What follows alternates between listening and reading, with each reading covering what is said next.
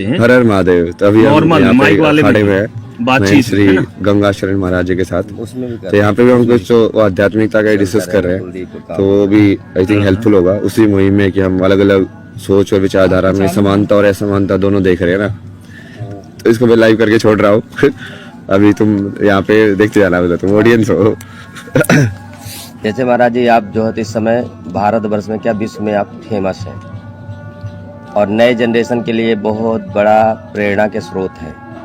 जिस आधुनिकता में आज का जनरेशन जा रहा है शिक्षा के दिशा में, इसीलिए सब लोग विकार से ग्रसित है। बिल्कुल। भविष्य में आगे चल करके इस दिशा में क्या काम किया जा सकता है जिससे युवा पीढ़ी सनातन धर्म से युक्त होकर के और शिक्षा में सुधार हो सके।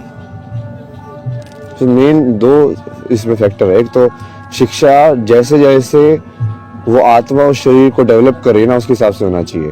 जैसे शुरू में ब्रेन इतना डेवलप नहीं होता है 3 साल के अंदर बच्चे का, वो सिर्फ उसका इमोशनल डेवलपमेंट होता है।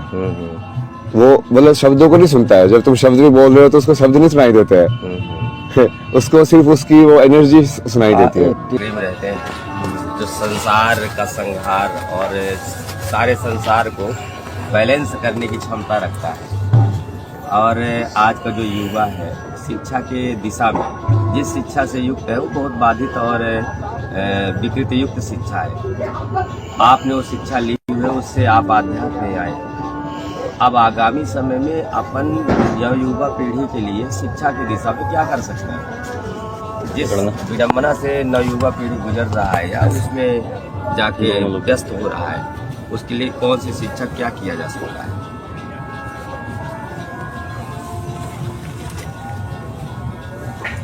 मेन तो मैंने पहले ही बोला था भैया कि खुद को जानना वो जरूरी है। तुम अपने तंत्र को नहीं समझोगे, जिस तंत्र या मशीन के अंदर तुम आए हो, आत्मा ने प्रवेश लिया है। जैसे वो आत्मा यदि कुत्ते के शरीर में जाएगी तो कुत्ते का तंत्र समझेगी ना, कैसे कैसे काम करता है। बट तुमने अपना तंत्र, इंसान का तंत्र नहीं समझा पूरी तरीके से। तुम्हारी शिक्षा के अंदर तुमको सिर्फ बाहर वाली चीजें सिखाई गई, इसलिए उसकी वजह से ये सारी विकृतियाँ आ रही है। क्योंकि हम लाइक नशे में या बेहोशी में बहुत सारी चीजें कर रहे हैं, जिससे हमें समझ में नहीं आता कि हम ये मूवी देखेंगे तो इससे हमारे विचारों पे क्या प्रभाव पड़ेगा, यदि हम ऐसे बात करेंगे तो विचारों पे क्या प्रभाव पड़ेगा। नहीं, लेकिन जो तंत्र, जैसे आपने तंत्र शब्द युक्त किया, तो तंत्र शब्द का मतलब है ये तंत्र को समझेगा कैसे आज का जनरेशन? क्योंकि वो शिक्षा और इस विद्या से तो बहुत परे है वो। क्योंकि तंत्र जो समझना है, जैसे आपने कहा, और अपने को भी कुछ उस दिशा में नॉलेज है, तो तंत्र, जैसे तंत्र एक योगिक क्रिया भी होती है, तंत्र एक साधना भी होती है जिसमें मंत्र सिद्धि कर करके तंत्र के माध्यम से लोगों को चमत्कार दिखाते हैं या कोई भी शक्ति भेज करके उसको डिस्टर्ब करते हैं। तो तंत्र के कई प्रकार है ना, तो किस तंत्र की आप बात कर रहे हैं? मैं तो उस तंत्र की जो जैसे यूज होता है ना, लोक तंत्र, तो वहाँ पे तंत्र शब्द कैसे यूज होता है कि एक व्यवस्था, या जैसे हमारा शरीर भी एक व्यवस्था है। एक पर्टिकुलर टाइप से वो सेल्स या ऊर्जा बोल लो, वो उसको इकट्ठा किया गया है तो सारा शरीर चल रहा है एक बढ़िया तरीके से। एक व्यवस्था है ना, उस व्यवस्था को आप नहीं तो लोकतंत्र क्या है? सनातन है, जो सनातन की शिक्षा है, ये कि आध्यात्मिक शिक्षा है, तो क्या लोकतंत्र इसको पूरा कर सकता है? आपको ऐसा लगता है कि लोकतंत्र, जैसे लोकतंत्र का मतलब ये होगा कि चुनावी दौर? नहीं, आप उस शब्द को नहीं, वो समझो ना, जैसे लोकतंत्र किस चीज को बोलते हैं, सिस्टम बाय पीपल। तो तंत्र वहाँ पे सिस्टम के लिए यूज होता है। तंत्र का वैसे आप देखोगे तो सिंपल एग्जांपल है, जैसे ये जो मोबाइल है, ये यंत्र है।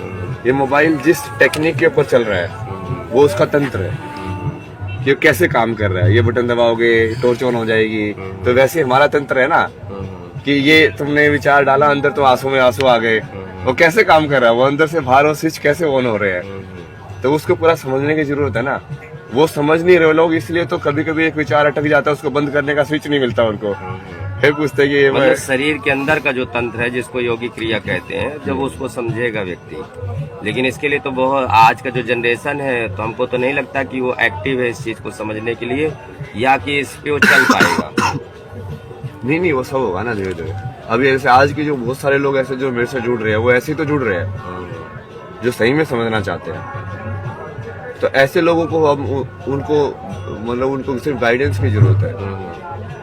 जैसे कि तंत्र का, जैसे आपने तंत्र शब्द यूज किया, तंत्र में मैं थोड़ा सा बात करूंगा आपसे कि शरीर के अंदर ऐसी अनेक ऊर्जाएं हैं जो उस ऊर्जा को जागृत करने पर या व्यवस्थित रूप से उसको चालू कर दे अपन। जैसे मान लीजिए एक ऊर्जा हो गई 5 पंच प्राण, अपान व्यान समान उदान, ऐसे करके पांच प्राण हो। प्राण भी किया, ठीक है, में से 5 में से 5 में से ही, क्योंकि जब मृत्यु होती है तो 24 घंटे तक वो आदमी के एक ही 2 प्राण डिस्टर्ब रहते हैं, जिससे वो जीवित होने की चांस रहते हैं। ये अपनी वैदिक परंपरा बोल रही है और तंत्र योग भी इस बात को मानता है। लेकिन तंत्र जैसे आपने कहा, तो वो उस ऊर्जा को जगाने के लिए अपने आप को, अपनी व्यवस्था को समझना पड़ेगा जनरेशन को। लेकिन वो जिस चीज को देखा ही नहीं है वो उसको मानेगा कैसे?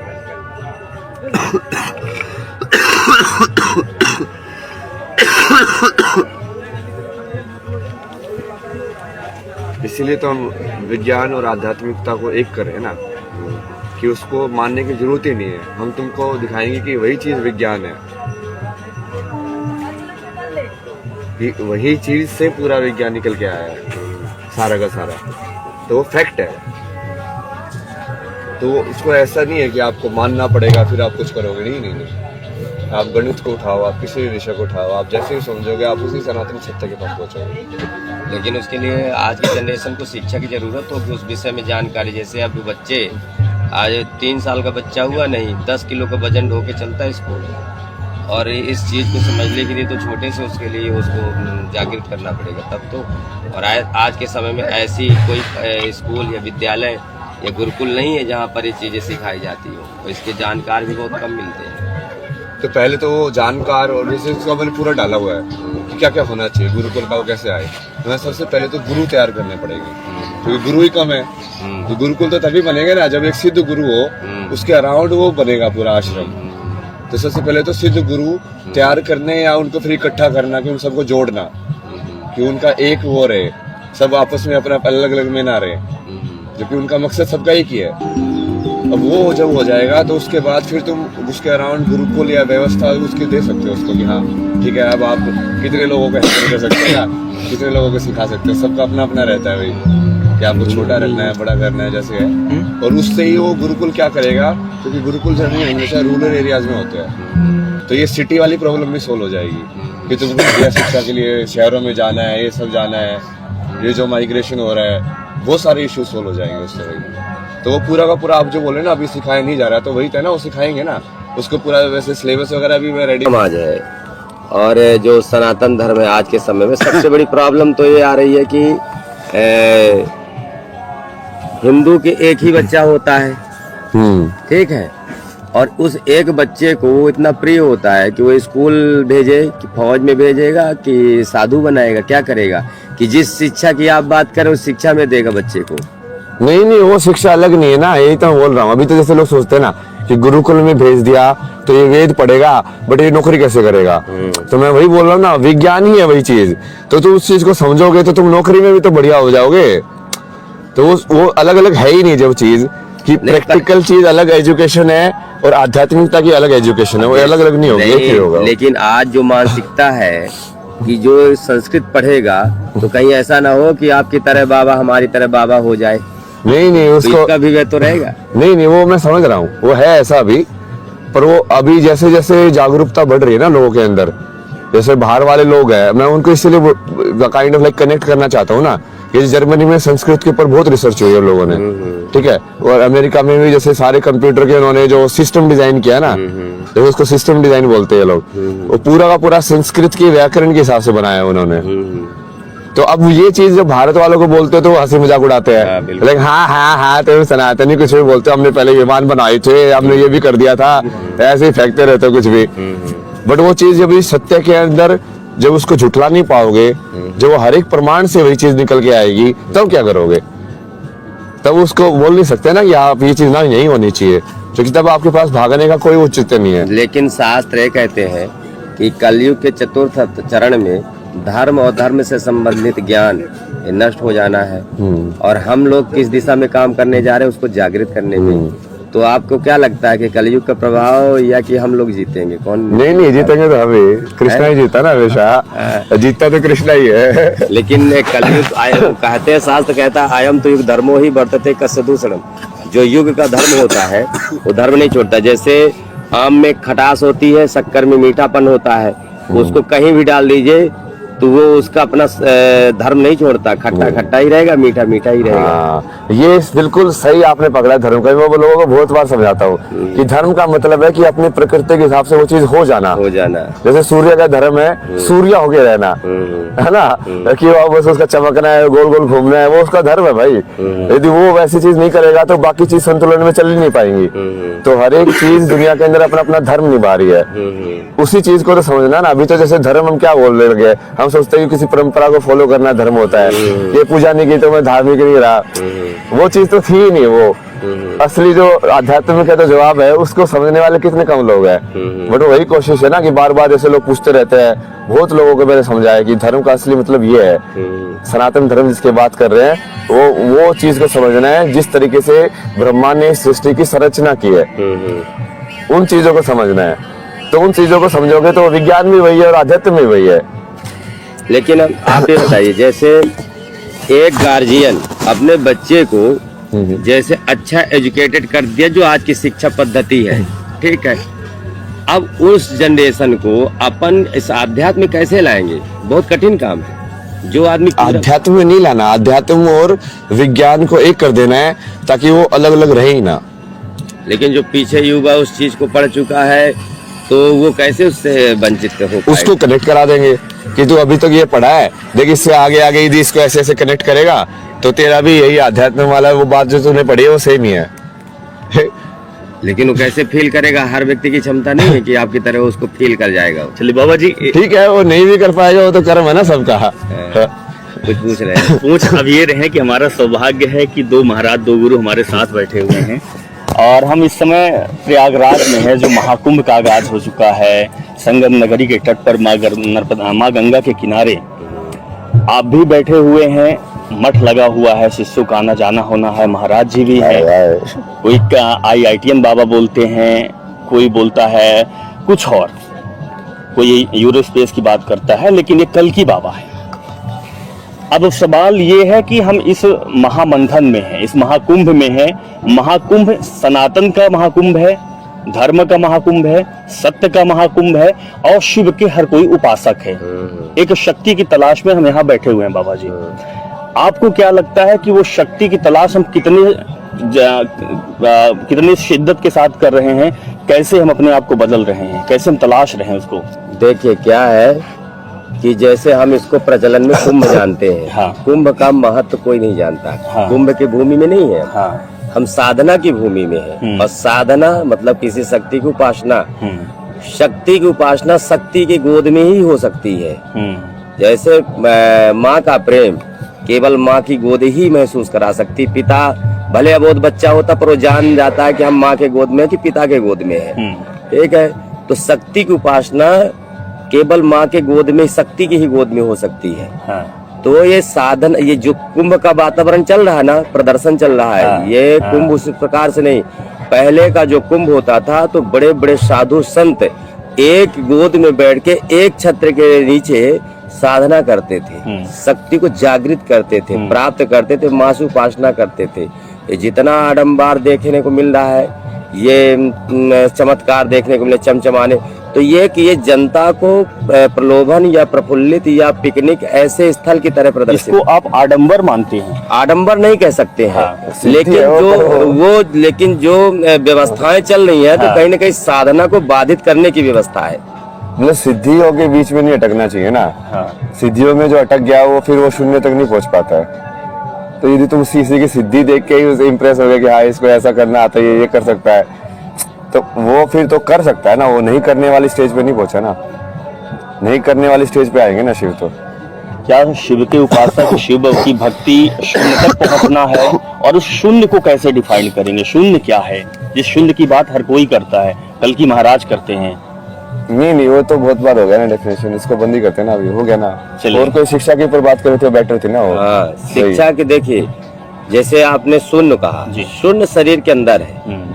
जैसे जब महाराज जी ने जैसे कहा कि अब हम तो महाराज ही कहेंगे, क्योंकि सब भगवान का उपासक महाराज ही होता है। ठीक है, वो किसी भी वेश में किसी में हो, दुनिया क्या कहती है उससे फर्क नहीं पड़ता है। अपने सिद्धांत जैसे कोई भी वस्तु अपना धर्म नहीं छोड़ती है, ऐसे ही हमें अपना धर्म नहीं छोड़ना चाहिए। कौन क्या कह रहा है उससे कोई फर्क नहीं पड़ता। हम जिस रास्ते पे चल रहे हैं, जिसकी प्राप्ति की बात कर रहे हैं, तो वो उसकी प्राप्ति शून्य, जैसे आपने कहा शून्य शरीर के अंदर ही, जैसे अब शरीर के अंदर 7 चक्र है, जिनको आप यूट्यूब वगैरह बहुत से सोशल मीडिया में वो चल भी रही, लोग उनको ध्यान नहीं देते, लेकिन कहीं ना कहीं वो 100% सत्य चीजें बनी हुई है। लेकिन उस तरफ जाना, उसको फील करना।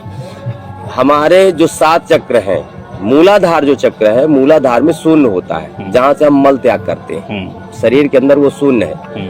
जब वो चक्र जागृत होता है तो मूलाधार में गुदा स्थान में चारों तरफ हल्का हल्का तेल होता है। प्राण के जो शरीर की जो संरचना है और शरीर का जो एनर्जी है, उसी मूलाधार वो घड़े की तरह होता है। शरीर की जो एनर्जी उसी मूलाधार में बसी रहती है, मतलब जाके गड़ी रहती है। जब हम किसी तंत्र की, जैसे महाराज ने कहा तंत्र की व्यवस्था, तो तंत्र शरीर में, क्योंकि उन्होंने फील किया उस चीज को, तो लोगों को जब बताएंगे, जो जानता नहीं तो इसका कहेगा पागल है। इसलिए क्योंकि उससे बहुत दूर की चीज है, बहुत दूर की चीज है, उस चीज को जाना, उस जगह पे जाना। ठीक है, और हकीकत में जब हम परमात्मा को या अपने आप की खोज में जाते हैं, तो संसार की नजर में हम पागल ही होते हैं, क्योंकि संसार के काम के या संसार की आवश्यकता अनुसार हम नहीं है, तो हम पागल ही होते हैं। हमको पागल कहा जा सकता है, नशेड़ी कहा जा सकता है, और वो क्या नाम, उसको कमचोर कहा जा सकता है, तरह तरह की उपाधियां दी जा सकती है, और देते भी है लोग। लेकिन हम उस शक्ति की बात कर रहे हैं, या आप उस शक्ति की खोज में हैं, जिस शक्ति को खोजने के बाद हम शून्य में पहुंच जाएंगे, मूलाधार। लेकिन जो मलाशय हो गया और मूत्रेंद्रिय हो गई, ये जो 2 इंद्रिय, उसी के बीच में प्राण होता है, और 2 चीजें जागृत रहती है। वो सारे शरीर के तंत्र को, सारे शरीर की एनर्जी को अपने उसमें घड़े में, शरीर की 2 प्रक्रिया होती है एनर्जी, एक चलती है पैर के अंगूठे से ऊपर की ओर, और एक एनर्जी होती है नाभि के नीचे से नीचे की ओर। प्रायः सभी लोगों की जन्म के बाद, जन्म से पहले तो ठीक रहता है, जन्म के बाद लोगों की जो एनर्जी है वो नीचे की ओर जलने लगती है। जिस दिन हमारी एनर्जी ऊपर की ओर जलने लग जाएगी, तो शून्य से हम उठेंगे और शून्य में ही जाकर के समाप्त हो जाएंगे। और जिस दिन हम शून्य में जाकर के समाप्त हो जाएंगे, उसी दिन परमात्मा की, शिव की, जिसकी हम आराधना करें, उसकी प्राप्ति हो जाएगी। महाकुंभ में जो आते हैं तो सोचते हैं कि भगवान के दर्शन होंगे, जगह जगह भगवान है। वो भगवान, बताइए वो भगवान क्या एक बाइट्स है, एक तरंगे हैं, एक विचारधारा है, जिसको हम भगवान बोलते हैं। देखिए, सारे सब लोग एक शरीर था, सारी शक्तियां हम लोगों के हर जीव के अंदर है, ब्रह्म है हम। ठीक है, वो शक्ति विद्यमान है। जैसे महाराज ने पूर्व में कहा था ना कि हमारा जो प्राण है, यदि कुत्ते के शरीर में होगा तो कुत्ते के तंत्र को समझेगा, सर्प के शरीर में है तो सर्प के तंत्र को समझेगा, हम मनुष्य हैं तो मनुष्य के तंत्र को समझेंगे। वो तो समझने की बात है कि हम उसको समझते क्या है। हम कह देंगे कि नहीं वो शक्ति है, या कि इंसान है, या कि कोई वस्तु है, तो हर व्यक्ति तो नहीं मानेगा। वो हमारी समझ के अनुसार है कि हम उसको शक्ति मान लें, ब्रह्म मान लें, शिव मान लें, कृष्ण मान लें, राम मान लें, वो हमारी समझ और पसंद के ऊपर है। बाबा जी, कुछ आपकी जिज्ञासा जो महाराज से आप पूछना चाहते हैं? नहीं, ये सही था, ये शिक्षा के ऊपर ही हम बात। देखिए, अपन जो मेन जो बातचीत थी, देखिए कोई प्रचार ज्यादा करना भी नहीं ना, तबीयत खराब होती है ना मेरी, कभी समय हो इंटरव्यू हो जाते ना जो कि इस तरीके से फिर हुआ। तो ज्यादातर जो नई जनरेशन है, नई जनरेशन को जब अपन शिक्षा देंगे, क्योंकि मैं भी उस दिशा पे काम कर रहा हूँ, तो नई जनरेशन को हम शिक्षा कैसे देंगे इस विद्या को, जो हमारी इस विद्या जिसमें हम लोग डूबे हुए हैं या उसकी खोज में चल रहे हैं। क्योंकि समाज का बहुत कम मात्रा के लोग इस दिशा पे है, ठीक है, बहुत अधिक मात्रा में लोग उस जीवन को जी रहे हैं जिस जीवन में उनको लास्ट में कुछ हासिल ही नहीं होना है। बहुत बड़ी बात है। तो आज जो जनरेशन है उसको हम शिक्षा को इस दिशा में कैसे लाएंगे, हम महाराज जी से प्रश्न कर रहे हैं। नहीं, काफी विस्तृत बात की ना, और शिक्षा वाली भी, कि उसको समझना, ये सब करना, वही है वो प्रैक्टिकल में करने वाली चीज जो है ना, उस पर ज्यादा फोकस करना है अभी, कि होगा कैसे, बस वही मैं जानना चाह रहा हूँ। वही वो उसका जैसे बहुत सारी चीज है ना, उसके बारे में बात करना तो ठीक है, बहुत सारे लोग बातें करते हैं भाई, तो उसको प्रैक्टिकली जमीन में कैसे उतारेंगे? तो उसके लिए काफी चीजें करनी पड़ती है ना। वो बहुत सारी, आप माया में आपको इतना अंदर ही अंदर घुसना ही पड़ेगा कि भाई कि जहाँ पे आपको वही कैसे लगे ना, आपने बोला था ना जितनी जल्दी तुम ईश्वर की तरफ भाग रहे हो उतना ज्यादा माया आती है भाई। आती है। तो अभी जैसे जैसे मेरी साधना और तीव्र होती जा रही है, वैसे वैसे वो माया भी उतनी तीव्र होती जा रही है। बट उसको भी वही शून्य में बना के रखना और फिर आगे करना, काम तो हो ही जाएगा। ये जो महादेव करा रहे हैं तो काम तो होना ही है, ये तो मान के ही चलो। अब वो कैसे कैसे होना है वो बस स्टेप वाइज देखना है, क्योंकि जो सत्य है उसको बाहर आने से कोई रोक नहीं सकता। कैसे रोकोगे, वो सत्य है। लेकिन अभी की जो व्यवस्था है तो नहीं, व्यवस्था तो लोगों ने बनाई है ना, और वो लोगों की बनाई व्यवस्था जरूरी नहीं है ना कि व्यवस्था मतलब क्या। धरती के इतने सारे प्राणियों में एक इंसान एक प्राणी है जिसने अपनी व्यवस्था सिविलाइजेशन बना के वो ये सोचता है कि उसमें जी के कि वही सारा संसार है। वहाँ पे शेर अपनी व्यवस्था में जी रहा है जंगल के अंदर, उसका मतलब नहीं तुम्हारी व्यवस्था से, नहीं कोई मतलब है ना। तो व्यवस्था तो ये टेम्परेरी चीज है, ये बनती है बिगड़ती है। ये ऐसा है नहीं कि बिगड़ नहीं सकती, पहले भी बहुत बार बिगड़ी है, नहीं बनाई है लोगों ने, तो वो अभी भी हो सकता है, क्यों नहीं हो सकता। चलिए बहुत अच्छा, हमको तो बहुत खुशी है कि नए जनरेशन को कुछ ऐसा मार्ग मिले, क्योंकि जीवन तो पूरा होना है सबका, अमर तो है नहीं कोई। ऐसा कुछ काम करके जाए कि नया जनरेशन इस दिशा में काम हो, जो हमारा सनातन धर्म है उस दिशा में काम हो, ऐसा काम हो, ऐसी संरचनाएं हो समाज के बीच में, ऐसी व्यवस्थाओं का निर्माण हो, विद्यालय डले उनमें सारी चीजें हो, अपन लोग भी सहयोग करेंगे। सब होगा, आपने जो बोला वो सब होगा। चलिए, तो दर्शक है, क्योंकि बाबा जी भी लाइव थे और महाराज जी भी लाइव हैं, तो जो ये संवाद चल रहा है प्रयागराज की धरती में एक महामंथन चल रहा है। नहीं अब बंद कर दिया ना, हो गया ना, महाकुंभ चल रहा है। हाँ, इसका अमृत पान लोगों को मिलेगा। हर हर महादेव, हर हर महादेव, हर हर महादेव। चलो, हाँ भोजन यहीं पे भोजन किया। हाँ यही हो जाएगा, ले आए। नहीं अभी बैठ तो ना यार, वहाँ पे बिस्तर लग गया, तो बैठा जाए, आराम से बैठना है ना। वो बिस्तर वाले में लग गया वहीं पे कुटिया में, वहीं